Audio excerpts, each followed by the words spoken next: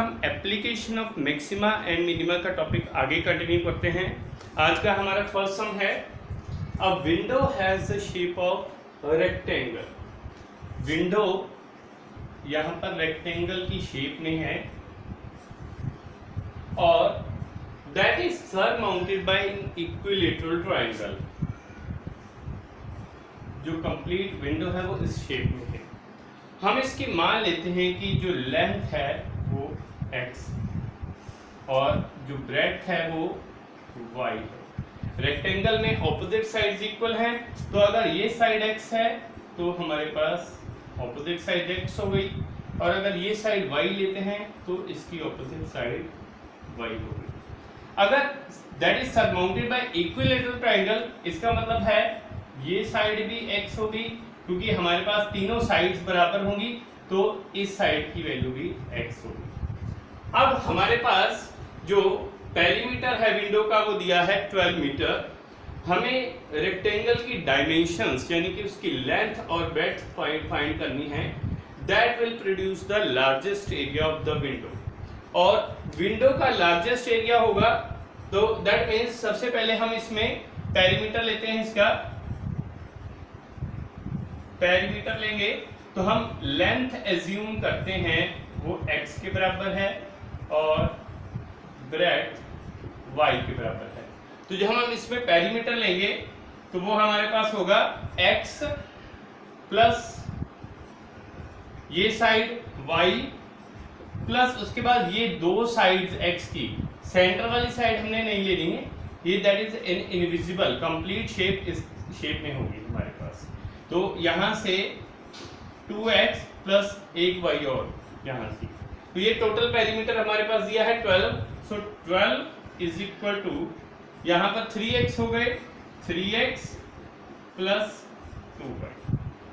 अब यहाँ से हम उसके बाद y की वैल्यू फाइंड आउट करेंगे। 2y हमारे पास हो जाएगा 12 माइनस 3x। y की वैल्यू हमारे पास आ जाएगी 12 माइनस 3x अपॉन 2। तो ये आ जाएगा, हम 2 को अलग अलग करते हैं तो यहाँ से 6 माइनस 3 अपॉन 2। अब यहाँ से हम जो विंडो है उसमें दो एरियाज कवर होंगे, एक तो एरिया ऑफ रेक्टेंगल और दूसरा एरिया ऑफ इक्विलैटरल ट्रायंगल। तो टोटल एरिया इसका होगा यहाँ पर area of rectangle plus area of equilateral triangle. यहां पर एरिया रेक्टेंगल का होगा लेंथ इनटू ब्रेड्थ और इक्विलैटरल ट्रायंगल का एरिया होता है √3/4 इनटू साइड का स्क्वायर। अब यहां पर जो आपके पास लेंथ है वो है x, ब्रेड्थ है y, तो यहां से आ जाएगा xy प्लस √3/4।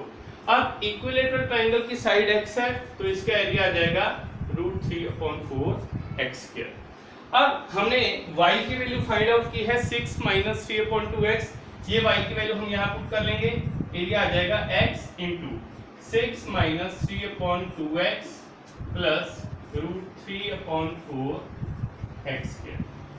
अब यहाँ से इस x को 6 माइनस 3/2x के साथ मल्टीप्लाई करेंगे तो एरिया आ जाएगा 6x minus 3/2x² plus √3/4 x²।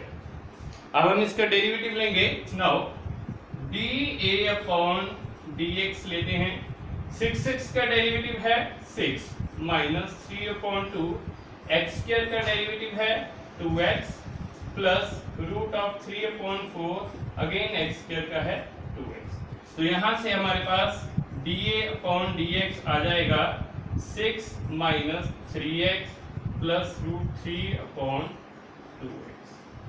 Now for maxima or minima, dA/dx is equal to 0। अब यहां से इस टर्म को 0 के साथ इक्वेट करते हैं। 6 minus 3x plus root of 3/2x is equal to 0। यहां से हमारे पास आ जाएगा 6 इज इक्वल टू, ये x की दोनों टर्म्स राइट साइड पर ले जाएंगे, 3x minus root 3/2x। 6 is equal to, यहां से हम 2 एलसीएम लेंगे, 6x minus root of 3x। So 12 is equal to, इन दोनों टर्म्स में से x कॉमन लेंगे, 6 माइनस रूट 3, तो x की वैल्यू आ जाएगी 12/6 माइनस रूट 3। अब हम इसका सेकेंड डेरिवेटिव लेंगे। Now D square a upon dx square लेंगे, 6 कांस्टेंट है, इसका डेरिवेटिव 0 माइनस 3x का 3 प्लस रूट ऑफ 3/2x इसका 1, तो यहां से आ जाएगा -3 प्लस रूट 3/2। अब ये टर्म जो है वो नेगेटिव है, इसका मतलब सेकेंड डेरिवेटिव नेगेटिव आ गया, that means area of window is maximum. अब हमें रेक्टेंगल की डायमेंशंस फाइंड करनी है। x हमने फाइंड कर लिया, y हमारे पास है 12 माइनस 3x/2, यानी कि y आ जाएगा 6 माइनस 3/2x। अब इस टर्म में x की वैल्यू पुट करेंगे, y है 6 माइनस 3/2, x की वैल्यू हमने फाइंड की है 12/6 माइनस रूट 3, इसको हम सिंप्लीफाई करते हैं तो ये यहां से y आ जाएगा 6 माइनस 18/6 माइनस रूट 3। इसका एलसीएम लेंगे, 6 माइनस रूट 3, यहां से अब 6 माइनस रूट 3 को 6 के साथ मल्टीप्लाई करेंगे, 36 माइनस 6 रूट 3 माइनस 18, यहां से y की वैल्यू आ जाएगी 36 माइनस 18, ये आ जाएगा 18 माइनस 6 रूट 3/6 माइनस रूट 3, तो ये हमारे पास y की वैल्यू आ जाएगी। तो x और y these are the dimensions of rectangle. Next question है, find the maximum area of isosceles triangle inscribed in the ellipse with its vertex at one end of major axis। अब हमारे पास ellipse दिया है x²/a² plus y² over b² is 1, तो यहां पर सबसे पहले हम इसका कर्व ड्रा करेंगे। ये हमारे पास x एक्सिस है, ये y एक्सिस। अब यहां पर जो इसके वर्टिसेस होंगे, यहां पर ये कोऑर्डिनेट है a0, दूसरा कोऑर्डिनेट है -a0, along y axis coordinates हैं 0b और 0 -b। हमें मैक्सिमम एरिया निकालना है ट्रायंगल, आइसोसेलेस ट्रायंगल का, with its vertex at one end of major axis. उसका एक वर्टेक्स यहां पर इस मेजर एक्सिस के एंड पर है, तो यहां से इसका एक एंड यहां पर इस पॉइंट पर होगा, हम यहां से हम एक आइसोसेलेस ट्रायंगल ड्रा कर लेते हैं। अब यहां पर जैसे हम इन पॉइंट्स को मार्क कर देते हैं A, B, C, D, तो यहां पर जो B कोऑर्डिनेट है इसके कोऑर्डिनेट्स होंगे A cos theta, B sin theta, और ये फर्स्ट क्वाड्रेंट में है तो x और y कोऑर्डिनेट दोनों पॉजिटिव हैं। अब यहाँ पर फोर्थ क्वाड्रेंट है तो यहाँ पर y कोऑर्डिनेट नेगेटिव है, तो यहाँ पर ये कोऑर्डिनेट्स होंगे a cos थीटा और minus of b sin theta. अब हम यहाँ से BC फाइंड आउट करेंगे डिस्टेंस फॉर्मूला लगाकर, तो यहाँ से ये आ जाएगा a cos theta minus a cos theta whole square plus b sin theta plus b sin theta whole square. तो ये तो हमारे पास यहाँ से फर्स्ट टर्म 0 हो गई, तो ये हमारे पास रिमेनिंग बचेगा 2b sin theta whole square. तो BC की वैल्यू यहाँ से आ गई 2b sin थीटा। अब उसके बाद हमारे पास जो यहाँ से हम AD निकालेंगे, O से लेकर A तक जो डिस्टेंस है वो टोटल a के बराबर है। OD तक इसकी वैल्यू है a cos थीटा के बराबर और ये पूरा डिस्टेंस है a के बराबर। तो जब हम AD की वैल्यू निकालेंगे ये आपके पास होगी OA माइनस OD।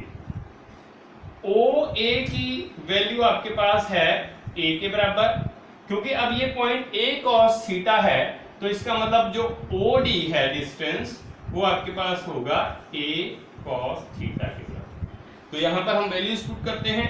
AD आपके पास आ जाएगा a minus a cos theta, तो यहां से AD की वैल्यू आ जाएगी, a ब्रैकेट में से कॉमन लेंगे, ये आ जाएगा 1 माइनस cos थीटा। अब एरिया ऑफ ट्रायंगल ये लेते हैं हाफ बेस इनटू हाइट, तो एरिया को हम a से एज्यूम करते हैं हाफ BC इनटू AD। अब यहां से जो BC है उसकी वैल्यू है 2b sin थीटा, एरिया हम लेंगे हाफ, BC की वैल्यू आपके पास है 2b sin थीटा और AD की वैल्यू हमने निकाली है a into 1 minus cos theta. यहां से 2 कैंसल, एरिया आपके पास आ जाएगा a b sin theta into 1 minus cos। अब हम इसका डेरिवेटिव लेंगे, a भी कांस्टेंट है, sin theta into 1 minus cos theta, यहां पर प्रोडक्ट टू लगाएंगे, डेरिवेटिव हम लेंगे विद रिस्पेक्ट टू थीटा, सो dA अपॉन d थीटा आपके पास आ जाएगा, a भी हमने एज इट इज लिया sin theta, first function 1 minus cos theta, इसका डेरिवेटिव लेंगे, 1 का डेरिवेटिव 0 माइनस cos का माइनस साइन तो ये प्लस साइन हो जाएगा, plus 1 minus cos theta into sine theta का है cos थीटा। अब dA अपॉन d थीटा आपके पास आ जाएगा AB, ये आ जाएगा sine square theta plus cos theta minus cos square theta. अब यहां से इसको अरेंज करके लिखेंगे AB cos theta minus cos square theta minus sine square theta. अब cos square theta minus sine square theta ये है cos 2 थीटा के बराबर, तो यहां आ जाएगा AB cos theta minus cos 2 theta. Now for maxima और minima dA upon d theta should be equal to 0, that means ये टर्म हम 0 के बराबर लेंगे, cos theta minus cos of 2 theta is equal to 0, that means cos theta is equal to cos of 2 theta. अब cos theta cos 2 theta के बराबर है, तो हमें यहां पर पता है cos 2 pi minus theta cos theta के बराबर ही होता है, cos 360 minus theta fourth quadrant में, तो यहां पर हम 2 थीटा को लिख देंगे cos theta is equal to cos 2 pi minus 2 theta, that means यहां से थीटा आपके पास आ जाएगा 2 पाई माइनस 2 थीटा, तो यहां से 2 थीटा को लेफ्ट साइड पर ले जाएंगे, theta plus 2 theta is equal to 2 pi, तो ये आ जाएगा 3 theta is equal to 2 pi, तो थीटा की वैल्यू यहां से आ गई 2 पाई अपॉन 3। अब इसका हम सेकंड डेरिवेटिव लेंगे। Now dA upon d theta दिया है हमारे पास, d square a upon d theta square find करेंगे, AB cos थीटा का डेरिवेटिव है माइनस ऑफ साइन थीटा और cos 2 थीटा का derivative minus of sine 2 theta into 2, तो ऑलरेडी एक माइनस है तो यहां आ जाएगा प्लस साइन 2 थीटा इंटू 2। अब हम इस एंगल पर इसका सेकेंड डेरिवेटिव चेक करेंगे, at theta is equal to 2 pi upon 3 d square a upon d theta square, that is AB minus sine of 2 pi over 3 plus 2 sine of 4 pi upon 3। अब यहां पर हम sign 2 pi by 3 और sign 4 pi by 3 की value find out करेंगे। Sine 2 pi over 3 इसको हम लिख सकते हैं sine of pi minus pi by 3। अब sine pi minus theta second quadrant में ये साइन थीटा के बराबर है। इसका मतलब यहाँ पर साइन 2 पाई बाय 3 किसके बराबर होगा? Sign pi minus pi by 3 sine pi by 3 के बराबर होगा। और साइन पाई बाय 3 इसकी वैल्यू है √3 अपॉन। उसी तरह से हम साइन 4 पाई अपॉन 3 की वैल्यू फाइंड करेंगे। ये आ जाएगी sine pi plus pi upon 3। अब साइन पाई प्लस थीटा ये आपके पास होता है माइनस साइन थीटा के बराबर। That means sign of 4 pi over 3 ये आपके पास आ जाएगा minus of sine pi over 3। इसका मतलब इसकी वैल्यू आपके पास हो जाएगी माइनस √3 अपॉन। अब ये वैल्यूज यहाँ पर हम सब्स्टिट्यूट कर देते हैं। So A B minus sine 2 pi by 3 की वैल्यू हम लेंगे √3 upon 2 plus 2 into sine 4 pi by 3 इसकी वैल्यू है माइनस √3 अपॉन 2। तो यहां से आ जाएगा A B minus √3 upon 2 minus 2 √3 upon 2। यहां से ये सॉल्व करेंगे माइनस 3 √3 अपॉन 2 ए बी। अब इसका सेकेंड डेरिवेटिव नेगेटिव आ गया। That means area of triangle is maximum. अब हम इसके एरिया की वैल्यू फाइंड करेंगे इस एंगल में, यहां पर इक्वेशन में पुट करके A B sine 2 pi over 3 into 1 minus cos of 2 pi upon 3। अब यहां से हम cos 2 पाई बाय 3 की वैल्यू भी फाइंड कर लेंगे। इसको हम लिख देंगे cos pi minus pi by 3। तो ये हो जाएगा minus of cos pi by 3। इसकी वैल्यू है माइनस 1 अपॉन 2। अब यहाँ वैल्यूज पुट करते हैं ए बी इंटू यहाँ पर साइन 2 पाई बाय 3 की वैल्यू हमने फाइंड की है, दैट इज √3 बाय 2। और यहाँ पर 1 minus of minus 1 by 2 plus 1 by 2 होगा। तो ये आ जाएगा A B into √3 upon 2 into 3 upon 2। तो ये इसका आंसर आ जाएगा 3√3 upon 4 A. So this is the answer. Next हम है show that curve surface area of right cylinder inscribed in right circular cone is maximum when the radius of base is half of that of the cone.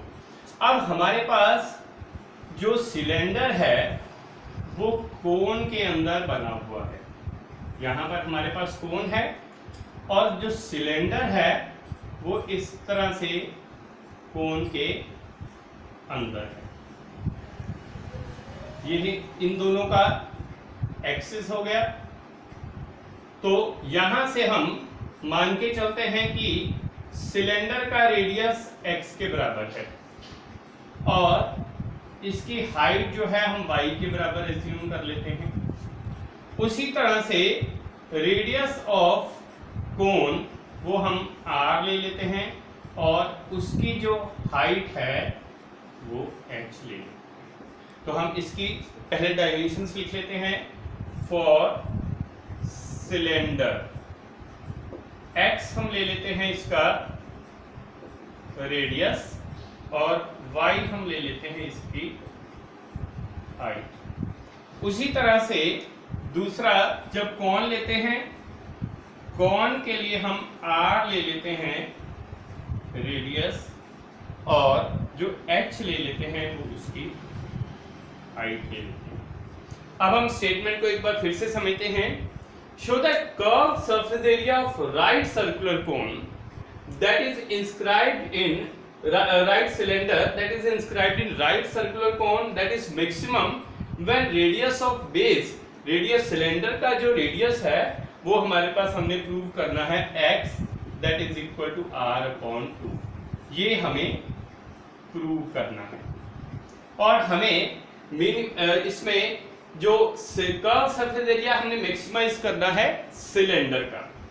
अब यहाँ पर हम points को mark कर देते हैं, जैसे ये है A B C, यहाँ पर ये L, यहाँ पर हम पॉइंट ले लेते हैं M ये है हमारे पास P और ये है Q। हम इस तरह से ये दोनों जो है हम इनको पॉइंट्स को मार्क कर दिया। अब यहां पर जो है ये दो ट्रायंगल्स लेते हैं, एक तो ट्रायंगल P एंड Q, ये ट्रायंगल लेते हैं ट्रायंगल P एंड Q, ये जो हमने छोटी ट्रायंगल ली है P एंड Q, और बड़ी ट्रायंगल लेते हैं हम AMQ and triangle AMQ। These triangles are similar। अगर कोई भी दो ट्रायंगल सिमिलर होती हैं तो उनकी कॉरस्पॉन्डिंग साइड्स प्रोपोर्शन में होती हैं, तो यहां पर इनकी कॉरस्पॉन्डिंग साइड्स जो हैं प्रोपोर्शन में करेंगे। अब हम P एंड Q ट्रायंगल में, छोटी ट्रायंगल में हम ये साइड NQ लेते हैं और बड़ी ट्रायंगल में साइड लेते हैं हम MQ। उसी तरह से छोटी ट्रायंगल में हम हाइट जो है PN लेते हैं और बड़ी ट्रायंगल में हम हाइट लेंगे AM बाय AA सिमिलरिटी। अगर कोई भी दो ट्रायंगल सिमिलर होंगी तो उनकी कॉरस्पॉन्डिंग साइड्स प्रोपोर्शन में होंगी। अब जो हमारे पास NQ है हम इसको लिख सकते हैं MQ माइनस MN। तो यहां पर इस NQ को हम लिखेंगे पूरा MQ, उसमें से हम MN को माइनस करेंगे MQ माइनस MN। इसका मतलब इस NQ को हम लिख देंगे MQ minus MN upon MQ, और इधर से है PN अपॉन AN। अब इनकी हम वैल्यूज लिखते हैं। जो MQ है वो रेडियस ऑफ कोन है, तो यहां से ये आएगा R माइनस, जो हमारे पास MN है वो x के बराबर है R माइनस x, और जो आपके पास MQ है यहां पे अगेन वो हम लिख देंगे इसमें R के बराबर। That is equal to PN आपके पास है y और AM ये हाइट ऑफ द कोन है h। यहां से हम y की वैल्यू निकाल लेंगे, वो आपके पास आ जाएगी h into R minus x upon R। अब हमारे पास curve surface area of right circular cylinder that should be maximum. तो कर्व सरफेस एरिया हमारे पास सिलेंडर का होगा, सिलेंडर का जो होता है 2 पाई RH होता है, तो यहाँ पर रेडियस x है, हाइट y है, तो यहां से s लेंगे 2 पाई x y। ये है हमारे पास curved surface area of cylinder. अब यहां पर हम y की वैल्यू हमने फाइंड आउट की है, ये y की वैल्यू हम यहां पर पुट कर देंगे, तो s आ जाएगा 2 पाई x और यहां पर h into R minus x upon R। अब इस x को हम R माइनस एक्स से मल्टीप्लाई करेंगे, तो यहां से s आ जाएगा 2 पाई h अपॉन R, और ये x R माइनस एक्स के साथ मल्टीप्लाई होगा, ये आ जाएगा RX minus x square. Now हम ds अपॉन dx को हम जो है इसका डेरिवेटिव लेंगे, 2 पाई h अपॉन R ये आपके पास कांस्टेंट है, और Rx का डेरिवेटिव लेंगे हम R x स्क्वायर का 2x। नाउ फॉर मैक्सिमा और minima ds upon dx is equal to 0, that means 2 pi h upon r into r minus 2x is equal to 0। और 2 pi h over r तो constant है, ये तो 0 हो नहीं सकता, यहां से r minus 2x is equal to 0, that means यहां से x की वैल्यू आ जाएगी r upon 2। अब हमने इसका सेकंड डेरिवेटिव लेंगे, यहां से आगे d square s upon dx square 2 पाई h upon r। Now r constant है, इसका डेरिवेटिव 0 माइनस 2x का माइनस 2, ये आ जाएगा माइनस 4 पाई h अपॉन r। अब सेकंड डेरिवेटिव जो है नेगेटिव आ गया, इसका मतलब है एरिया का surface area of cylinder that is maximum. और इसके अलावा हमने प्रूव कर दिया दैट जो रेडियस ऑफ जो हमारे पास सिलेंडर है that is half the radius of right circular cone. So that is the answer.